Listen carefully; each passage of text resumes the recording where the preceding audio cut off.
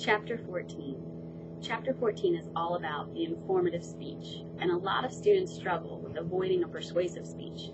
But you just have to think back to all of your favorite teachers and see what they've done for you. That's why we had a discussion board regarding our favorite teachers or supervisors at work.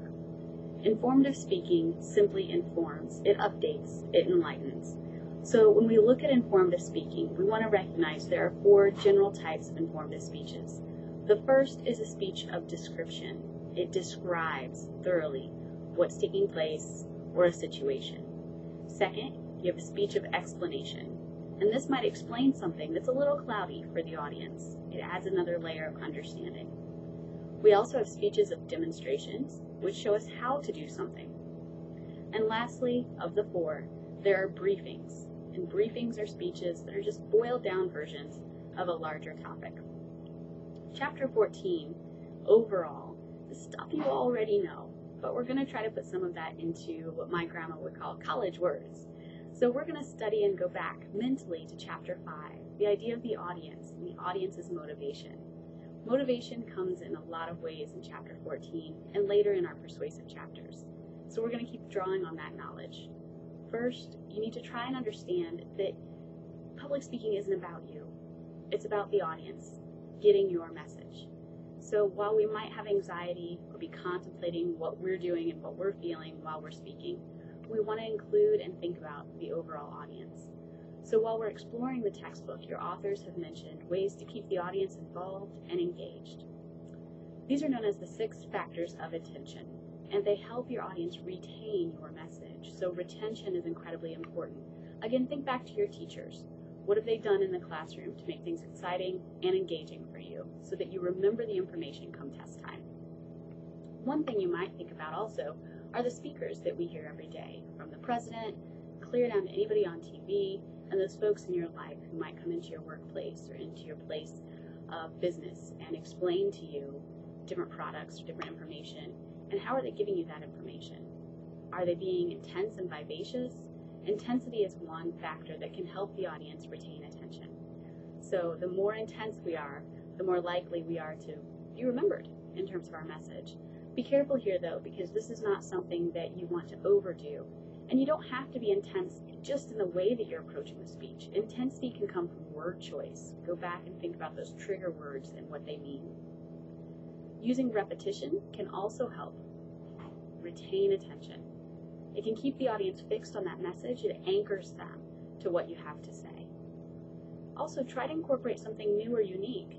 Your word for this is novelty, just like a novelty shop that you might see if you're walking around the French Quarter. It's got new and unique items in it. Something new in your speech or unique that the audience hasn't heard before about your topic can really help them pay attention and stay involved. Activity is another great way to incorporate your audience into what you're saying. Being active as a speaker has a couple of levels, and then being active with your audience also has a couple of levels. Consider what works best in your time frame and with the audience that's in front of you. You want to think about contrast, and my favorite example of this, Malcolm X, all the time, using these opposing ideas in one sentence. Things like life and death, and he uses them so carefully within his sentences. Because they're opposing ideas, it's interesting to see that they draw and maintain the attention, usually of the audience. It's very exciting, especially when coupled with intensity. You want to think through these ideas, but most importantly of all of these factors is the idea of relevance.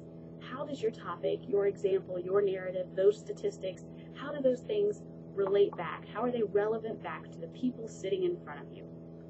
Pull on that relevance. For example, I know these 6 factors of attention are important and relevant to your upcoming informative speech, which again relates back to you because you might be concerned about the grade. Thinking about students and grading is a great way to keep conversation relevant. So you want to make sure you're thinking about your public speaking skills, but I know deep down you also want to make sure you get the best grade possible. So focusing on these terms can definitely help do that. Chapter 14 ends and reminds us that there are several speech designs that we might find useful to craft an informative speech. You can find a handout on these and a lot of guidance there in your chapter. Bottom line, you're choosing the design that best fits the message of your topic. It might be categorical, where there are different categories naturally divided by the topic, For example, someone asked me the other day to describe football to them. This was a young woman who doesn't like sports, and as an avid football fan, I happily told her, anytime I explain football to someone, I break it into 3 categories: offense, defense, and special teams. That's the best way I know to go ahead and begin describing the sport of football to someone who doesn't know much about it. So natural categories lead to a categorical design. You might also have a spatial design where items are organized by their geographic space, a sequential design where the sequence, the flow, has to have one step before you can get to the second step. Think about applying for financial aid. You have to get those taxes done, and you have to make sure you fill out the FAFSA before you ever get that check in your hand. Chronological, or in order of time.